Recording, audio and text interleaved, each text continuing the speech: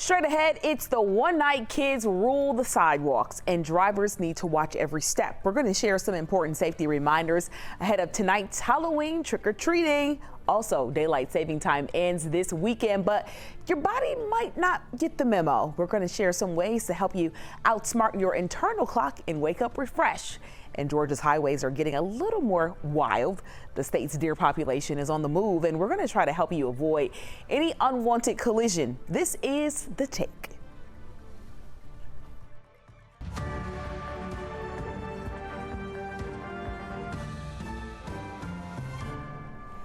Hello and welcome to The Take. I'm Aisha Howard in for Chesley McNeil.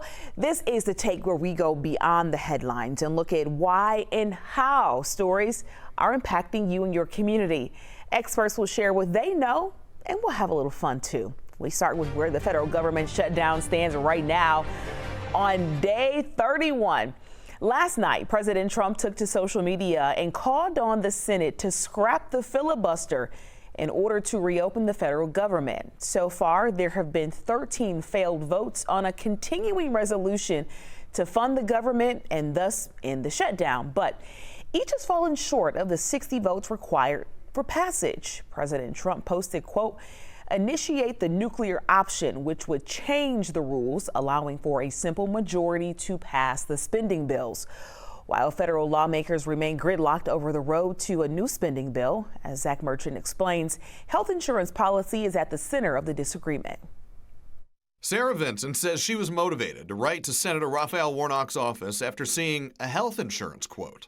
Couldn't believe the increases I was going to see. The Democratic senator's staff shared her story on social media and connected her with 11Alive News.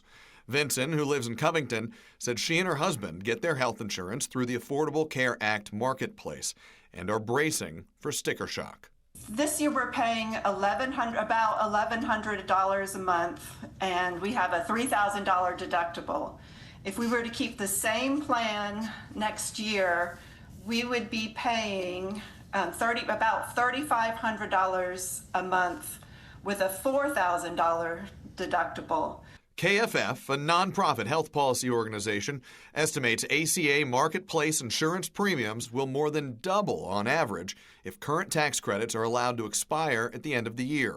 A majority of Senate Democrats, including Warnock, have so far refused to support a GOP-backed stopgap bill to reopen the government unless those tax credits are extended. This is a decision that Republicans sadly have made. I don't expect them to see this exactly the way I do. But it would help if they come to the table and have a conversation, and it would help if the folks in the House would actually come back to work. Republicans like Georgia GOP Chair Josh McCoon see it differently. He says the Affordable Care Act is a flawed program, and he argues any health insurance debate should happen only after Democrats support that Republican short-term funding bill. I don't know anybody that wants to negotiate with a gun to their head, and that's the situation we're in right now with the shutdown. We need to get the government back open and then have that conversation. 30 days into the shutdown, a compromise between the two positions remains elusive.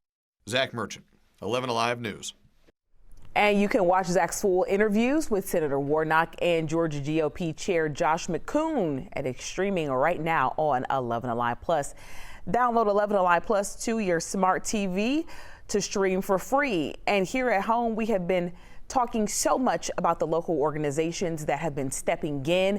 We have resources for you over on 11alive.com if your SNAP benefits are going to be impacted and all the different things that are happening with the shutdown here at home. And the funding lapse impacts more than just furloughed workers here. It is also threatening a major safety net program. The big one right now in the bullseye is the Supplemental Nutrition Assistance Program, or SNAP benefits. Every month, roughly 42 million Americans are supported by them, but that assistance is on the verge of being shelved for the first time in program history. In Georgia alone, 1.5 million people will see SNAP benefits come to a halt. And that has food banks bracing. Feeding Georgia is ramping up a statewide food bank efforts to really stand in the gap. And joining us now from a food bank in Columbus is the organization's executive director, Julie Kuykendall. Please forgive me if I didn't get that all the way right there. Correct me on that. We thank you for being here today. So let's jump right into it. What will a pause in SNAP benefits mean in real terms for Georgia families that you all serve?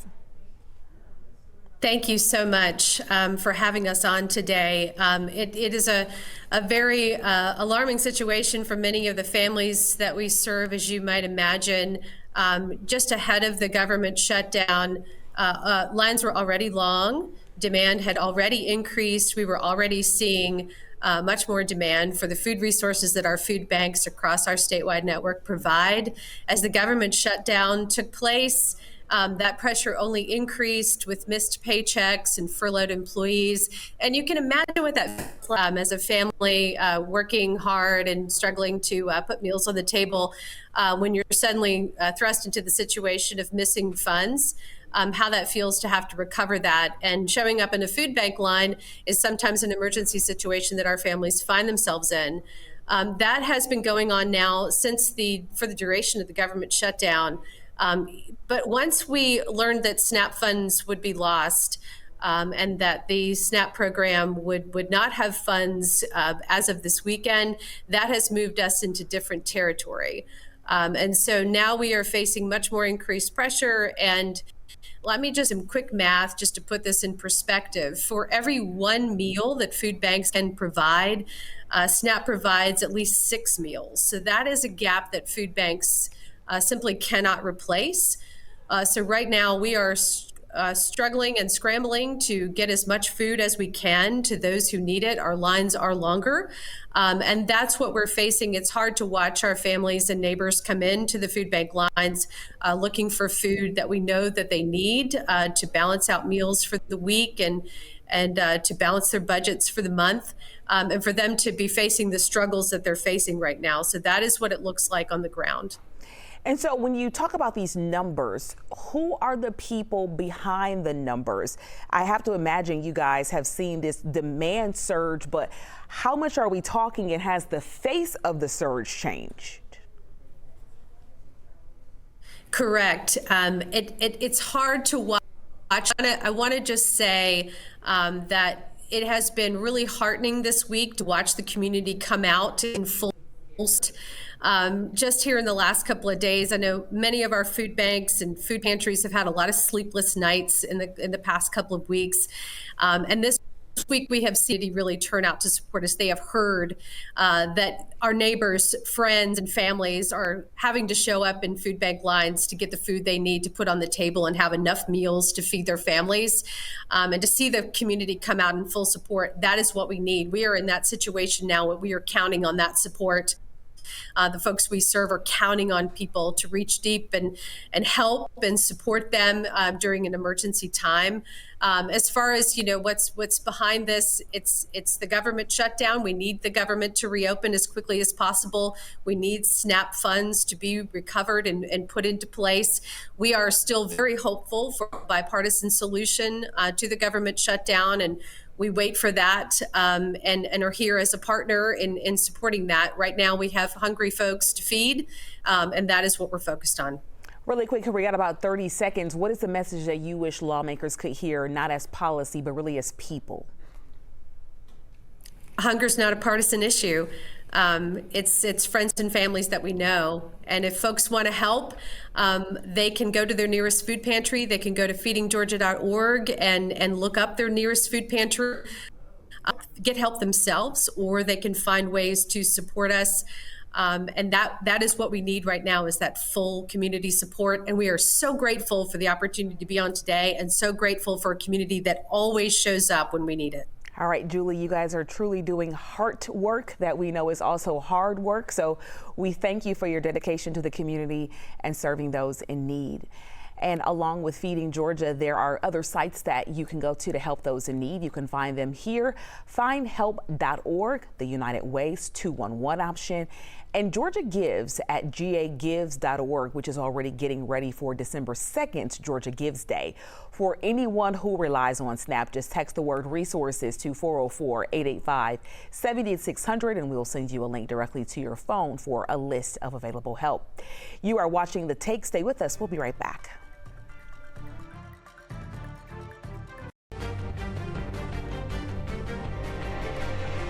Now with more on the government shutdown is NBC's Alice Barr joining us from Washington. Alice, thanks for being with us. Let's talk more about this major curveball from President Trump overnight. Where did this call for the nuclear option come from? And tell us how it's being received on Capitol Hill this morning.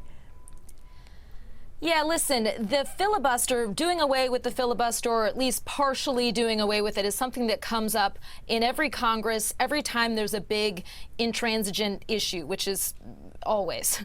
So both parties have threatened to do away with it or to put it aside for one particular issue.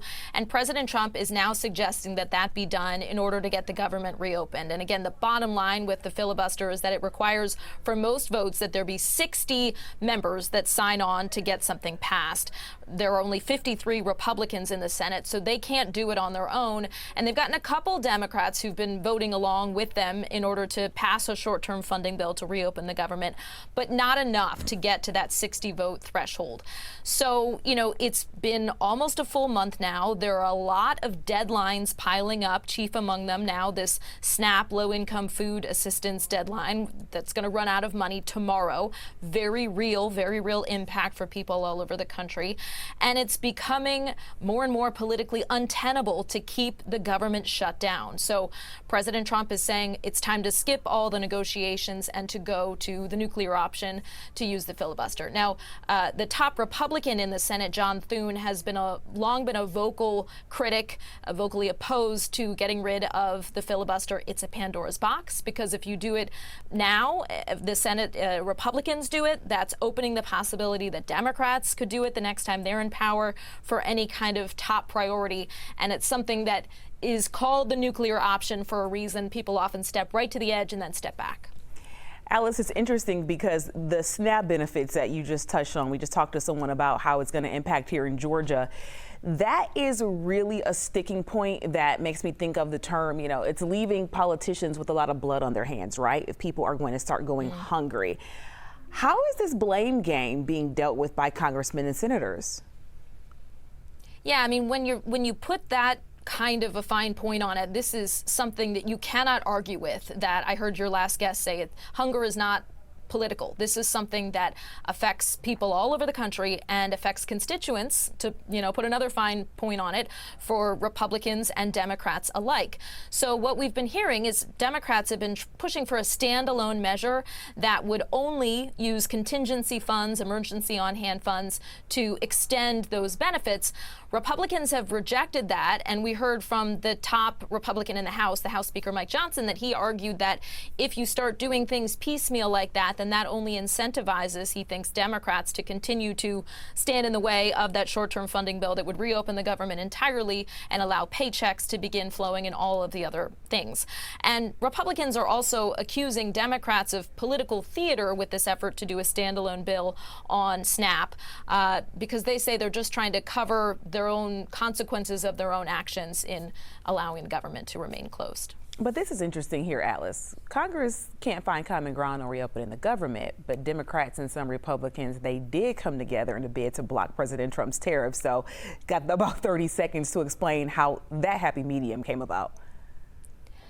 Yeah, the Senate voted 51-47 for Republicans crossing over to block President Trump's global tariffs and restore congressional authority over trade policy. They're arguing that prices are going up, American businesses have too much uncertainty.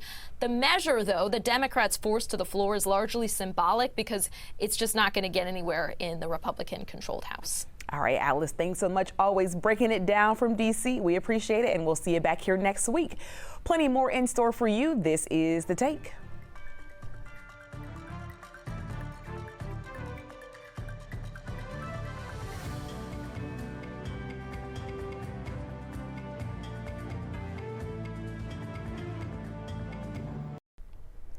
Welcome back to The Take. A Douglas County mother says she uncovered details investigators missed in her son's death.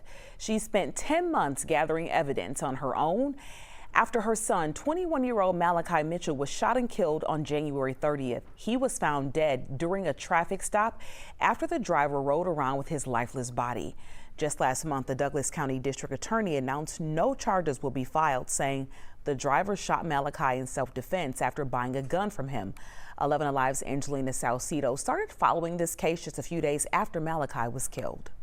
We're still sitting here 10 months later. Through all trials and tribulations, It's all of my consistency, all of my determination, all of my prayers, my faith. I'm doing what I'm supposed to do for us to still be sitting here. Kenya Mitchell continues to fight for her son. 21-year-old Malachi Mitchell shot several times January 29th after the man he agreed to sell a gun to turned one on him. We can't meet the burden of proof to bring formal charges against the driver, so we will not. September 2nd, 9 months after Malachi's death, Douglas County District Attorney Dahlia Racine said evidence showed the driver was acting in self-defense, as he is lawfully allowed to do. but details in both the Georgia Bureau of Investigation's autopsy and a private one his family had done show that's likely not the case. When I reviewed the information, I was able to solve my son's murder in less than a week. Just because of time. Messages between the two show Malachi was picked up at 11:31 and got in the car between 11:32 and 11:33. He called his mother at 11:35 p.m. My son was killed anywhere between 80 seconds and 120 seconds. 4 bullets to the head killed the 21-year-old instantly. 2 medical examiner reports show the shots in Malachi's head and bullet fragments. Both reports say the fragments are from a 9mm and .38 caliber weapon. The 9mm pistol that the killer had that he said he shot Malachi with, it can't spit out a .38 bullet. So where's the .38? Who shot the .38? Given the new evidence, Mitchell is asking for her son's case to be reopened. Insufficient information is presently available to warrant closing this case at this point. All right, well, the Mitchell family will also hold an event to help stop gun violence in front of the governor's mansion this Saturday. We have the details for you on that. Just head to 11alive.com or the 11Alive News app. Plenty more in store for you. This is The Take.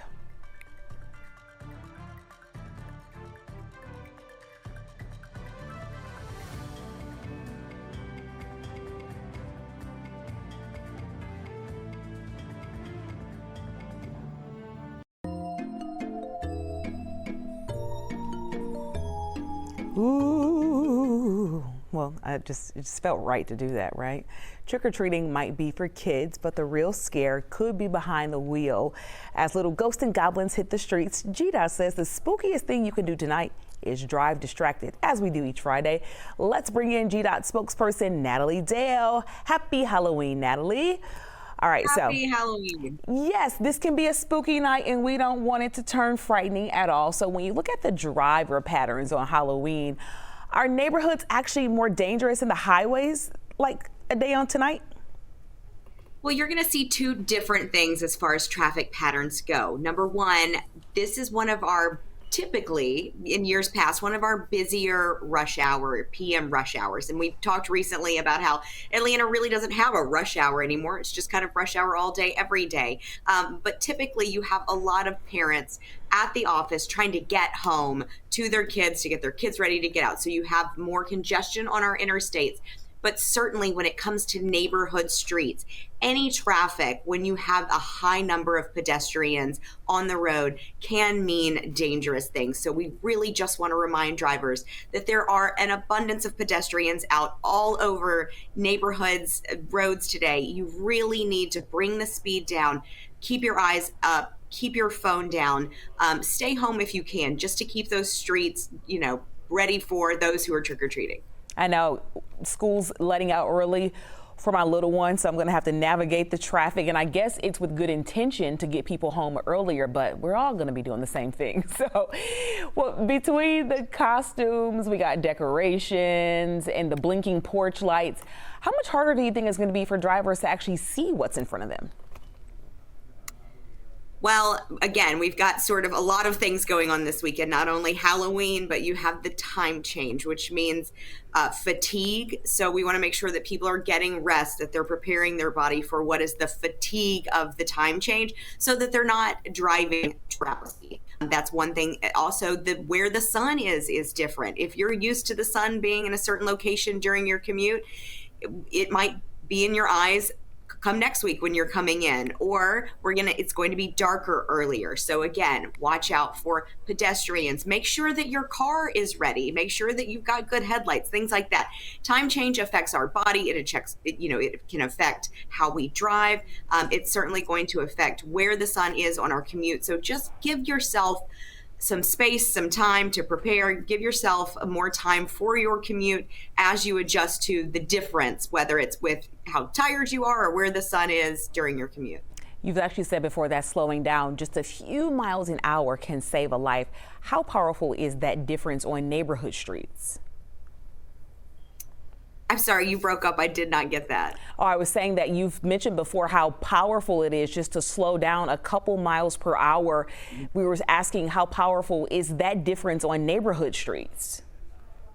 Well, we certainly want to make sure that you are going the posted speed limit, and that is obviously for safety. We see some of our most dangerous crashes. The faster you go, the more dangerous a crash is going to be. And then if a pedestrian is part of the mix, any type of speed can be deadly to a pedestrian. They do not have the protection of a car.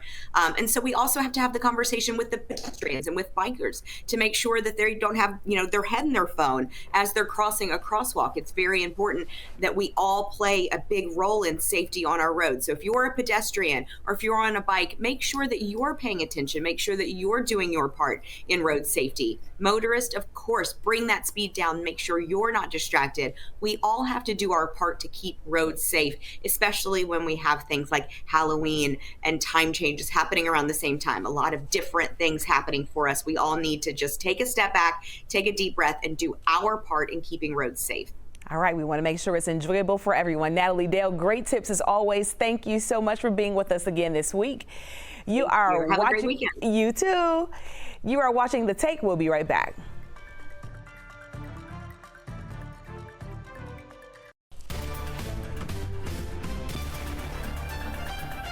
My, where has the time gone? Election day is just 4 days away, and our political team is working to make sure you stay on top of the major races you will find on your ballot. Let's bring in, as we do every Friday, co-host of 11Alive, the Georgia Vote, Zach Merchant.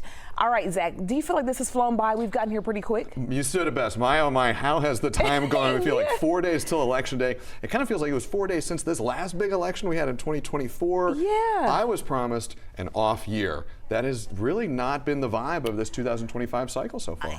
You know what? Promises get broken. They do sometimes. Yeah, this is an ever-changing industry. Yeah, don't put any bets on that. But for you, you know this ballot through and through.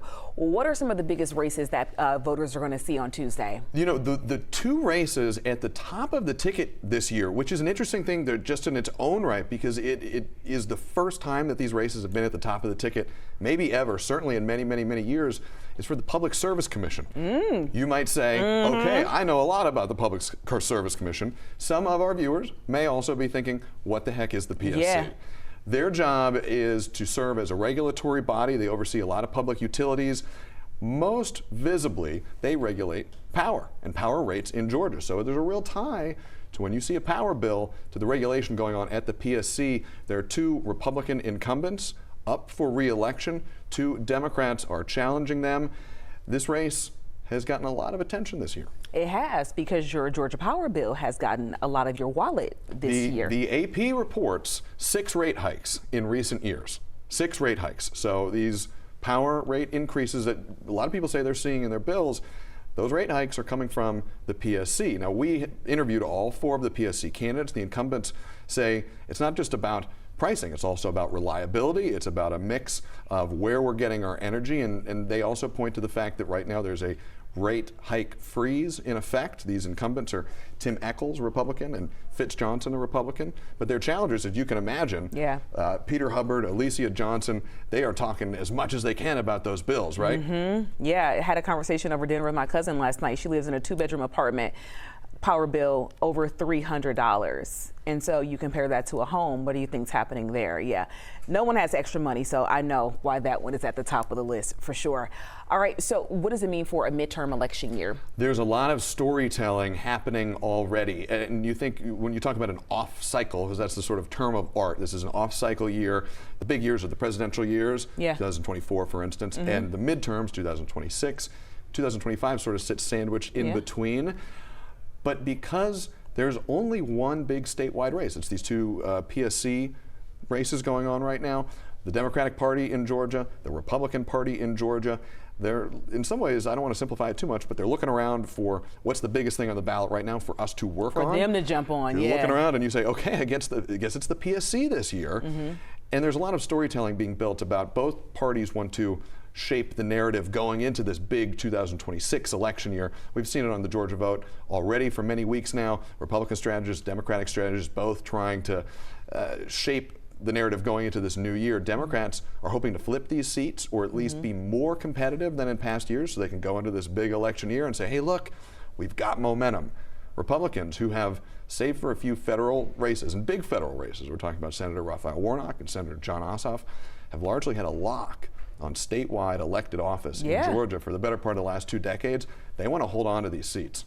What do you think the chances are, especially with the issues? Because when you talk about the PSC, when you talk about it, you know, what was supposed to be an off year like 2025, the voter turnout numbers tend to be pretty low. So do we really get the full picture? Is that the true story if the voters aren't really exercising their voices? You know, it's a great question, and it's one that we've talked about on our show. You know, the word bellwether gets thrown around sometimes. When turnout is so low, and it is expected to be quite low in this PSC race, and I say race, there's two, but we can talk about it generally. It's the PSC race. You can bet that whoever does well, that party is going to hype it up as much as possible and say, hey, look at this, look at this. It's a landslide. And the party that doesn't do well, they'll say exactly that. It was low turnout, there were idiosyncrasies. One thing that both Democrats and Republicans and neutral observers have all pointed to is that the dynamics of this race could pose some challenges to the Republican incumbents. And this is what they say they mean by that.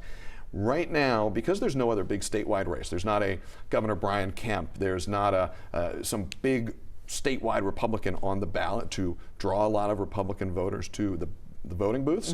There's lots of municipal races on the ballot in many cities that in our state tend to tilt more Democratic. So if you can imagine a scenario where somebody maybe wants to go cast a ballot in the Atlanta mayoral race or in South Fulton, they're not all going to be Democratic voters, of course, but there's likely going to be more of them than Republicans. They look at that ballot and they say, okay, who else is on here? They see a PSC race, and the thinking goes, they may vote for the same party that brought them there for the municipal. Both Republican incumbents we talked to, and one, Tim Echols, he's been on the PSC for almost 15 years. He is no stranger to PSC races. They admitted they have some trepidation about how this is going to go for them. But they could also be, you know, working the ref a little bit, lowering expectations and trying to get people motivated to come out and vote. Yeah, not a shoe-in for sure. And you talked about the Atlanta mayoral race. That's one that people are going to see as we get, you know, further down to the local races. This has been so interesting to me. All three candidates, no political experience, going against Mayor Andre Dickens. It seems like it's a sure thing that he's going to be reelected, and I think his performance during this election season has shown that. Do you think that's what the community is taking away from this too? You know, you never want to say it's a sure thing about anything, of course, in politics. You know, I don't want to get my crystal ball out here one way or the other. It was telling that Mayor Dickens skipped, and I think we're actually looking at some images on the screen here. He skipped the most recent mayoral debate. That was it for me. He skipped it. And I don't know exactly what the thinking was on that, but he is an incumbent. He is viewed as a strong incumbent. You might imagine that his campaign saw it as something that really wasn't going to move the needle either way. I think the thinking in his camp is it's going to be a pretty comfortable night for him. But you know what? You never know which way things are going to go. There's also questions. You bring up Mayor Dickens. He played a reasonably prominent role in 2024, acting as a surrogate at times for the Democratic presidential ticket. Got some visibility nationally. Atlanta, of course, has been in the spotlight for many years. It's a major American city. who knows what he may be thinking about doing 5, 10, 15 years down the road in his own political career. Something to keep in mind if you're an Atlanta or a Georgia voter. Yeah. Oh, you know what? I want to double back on something because this just popped in my mind when you talked about how instrumental he was in 2024. Another voice that we're always, used to hearing in the political cycle, big or small, is Stacey Abrams. She did a super deep dive teaching people about the PSC on her Instagram page. But it's like, but what are you doing? That is the question. And if I recall correctly, you asked her that a couple months ago. I asked her directly, and I have never received a curveball that was so sharp in all of my 20 years of being a journalist. She didn't say she was running. She didn't say she wasn't running. The dynamics in Georgia are so interesting. The joke is, close your eyes and open them and you're going to see somebody running for governor. Yeah. The Democratic field has at least a half dozen people running for governor right now. Stacey Abrams ran twice. It was unsuccessful, but people credit her run, particularly the first run in 2018, with really raising the bar for Democrats. She hasn't said one way or the other, but the thinking is if she did enter the race, and we don't know, if she did, she would come in with a formidable backing and a formidable ability to fundraise. But Democrats also tell me, unlike in years past, they wouldn't get out of the way for her. It would be a competitive primary. Ah, okay. All right. They duke it out. Zach Merchant, always great talking to you. Appreciate it. All right, everybody, stick around. As always, you can catch Zach Merchant and Faith Jesse each Sunday morning at 11 for the Georgia Vote right here on 11Alive Plus.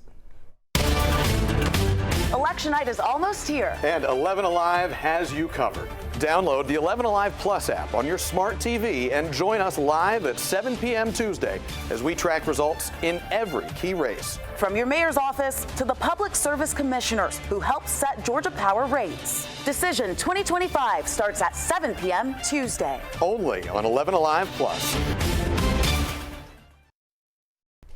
Welcome back. Wall Street's mood swings are back, and this time investors might need a seatbelt. CNN's Caroline Woods joining us now from the NASDAQ market site in New York. Good morning to you. So let's jump right in. How are we looking coming out of the opening bell? Hey there, Aisha. Well, it's Halloween, and I'm seeing a lot of treats and not a lot of tricks. Green arrows across the board. We're about 11 minutes into the trading day. We're seeing a tech rally. Also, oil industry earnings are in focus this morning. The final trading day of October is underway, and that's coming off of a session that left all three major averages in the red. So seeing a bit of a rebound. Now, shortly before the opening bell, Exxon and Chevron both posted quarterly results. Chevron topped expectations for both earnings and revenue. The company had record production, but Exxon fell short of analyst expectations.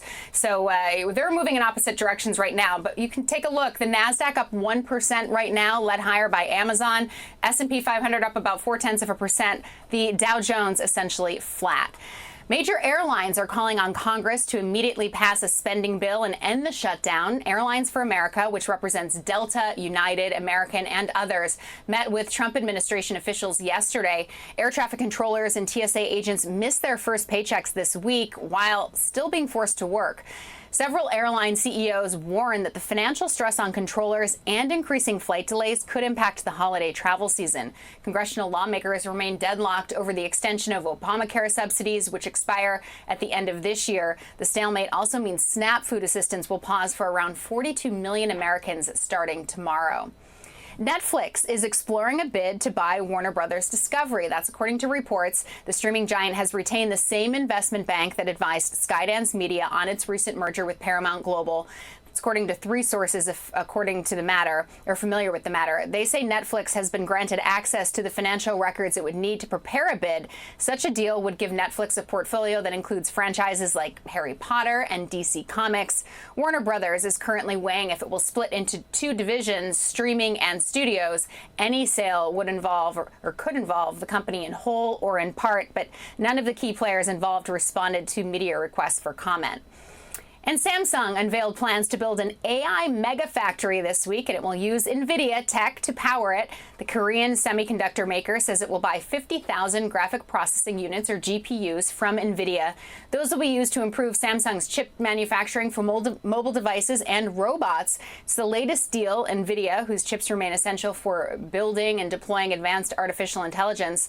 The company recently announced similar collaborations with Palantir, Eli Lilly, CrowdStrike, and Uber. Now, earlier this week, NVIDIA became the first big tech company to reach $5 trillion in market share. Woo. All right, back over to you. Caroline Woods, thank you so much and have a great weekend. Plenty more in store for you. This is The Take.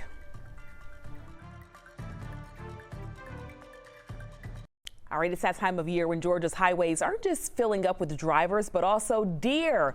Wildlife experts say October through December marks peak season for collisions, and the odds might surprise you. It's estimated that Georgia drivers face roughly a 1 in 83 chance of hitting a deer or other animal this year. AAA says an estimated 50,000 deer-related collisions happen annually on Georgia roads, and most of them during dawn and dusk hours. And nearly half of all deer crashes take place in fall, when deer are most active during breeding season. All right, let's look more into this with Charlie Killmaster, state deer biologist with the Georgia DNR's Wildlife Resource Division. All right, so what is the one thing you wish every driver understood about deer behavior right now?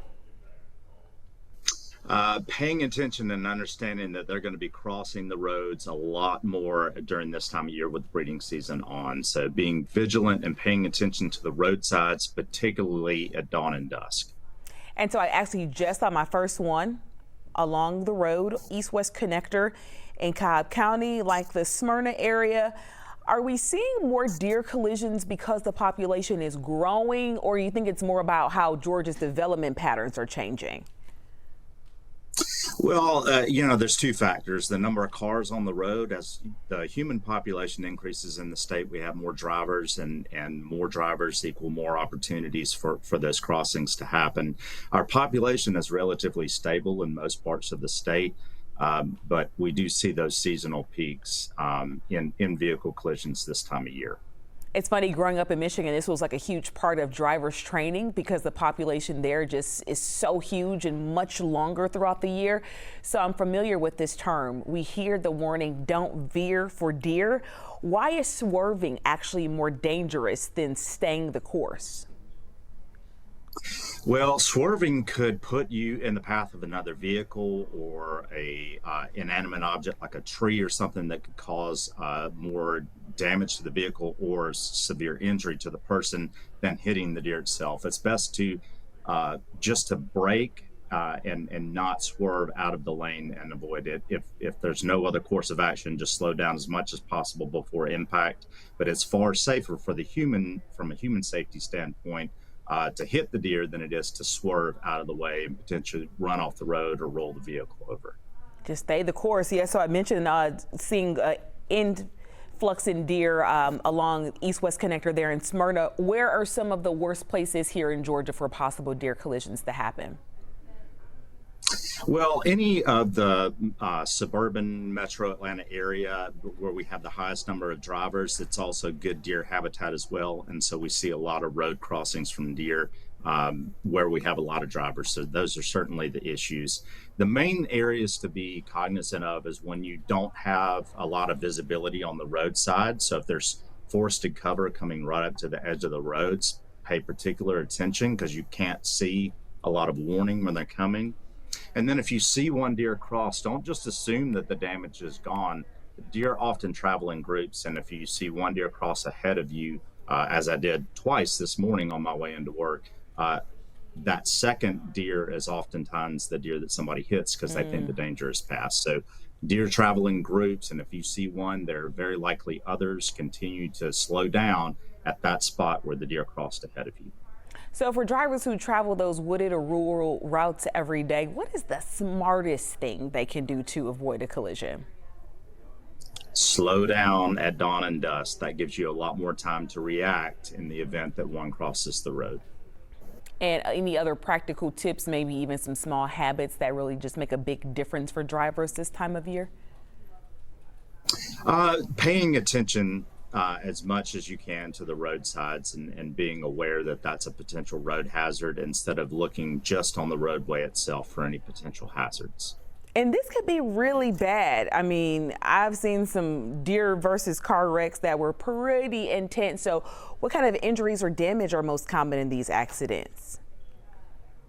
Well, most of it would be vehicular damage, but there are at times in parts of the country fatalities associated with deer vehicle collisions.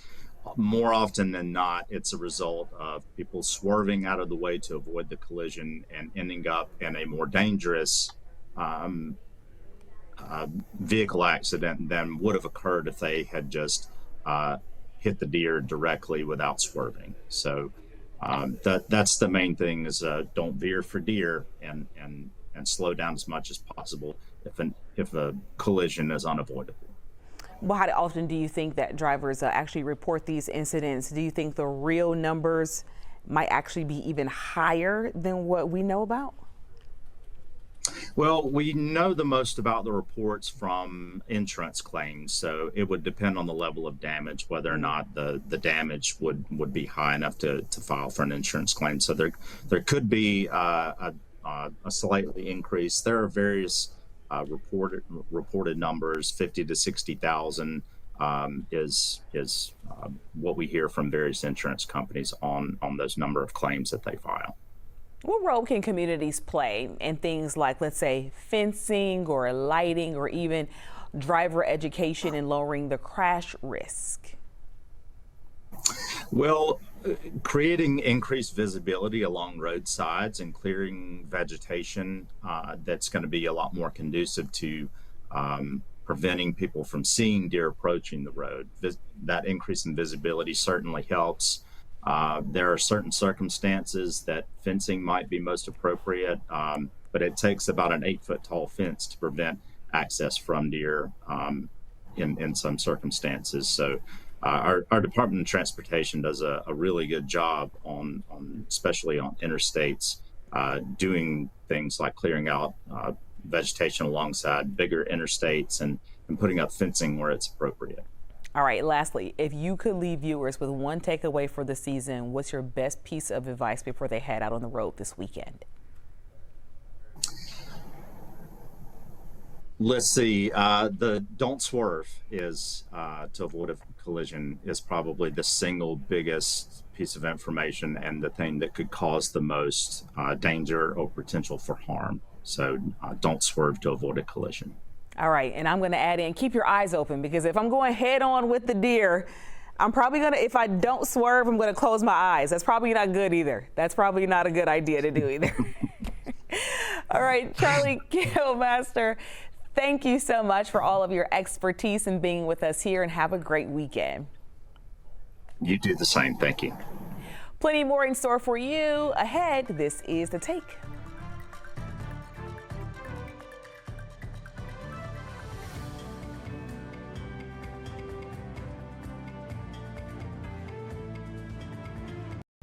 Welcome back to The Take, taking a live look over Midtown through our Georgia Tech camera. ATL, you are looking good on this fall morning. However, a pretty cold start out there for us, so the little ones have to be prepared, wearing the coat over the Halloween costume to school, and then rest assured, putting another coat or layer over the costume for trick-or-treating time this evening. Sunset is set for 6:46 p.m., so keep that in mind as you get ready to navigate your trick-or-treating. Before we go, my final take. Candy corn tastes like what I imagine candle wax tastes like, with sugar added in. But did you know the original name was chicken feed because it was designed to look like what farmers fed their chickens back then in the late 1800s. About half of Americans worked on farms, so agriculture-themed candies kind of were a big deal. Present day, it is one of the most controversial treats of the season. Some people love it, calling it a classic, a must-have for the holiday. Others say it is the worst candy ever made. Every year, the debate lights up social media. Love it or hate it, it is a Halloween staple. And get this, Americans buy about 35 million pounds of candy corn every season. It's the same conversation with peeps when Easter comes. So eat what you like, no matter what anyone has to say about it. All right, whether you're filling the dish or your candy corn isn't going anywhere, enjoy it, and happy Halloween.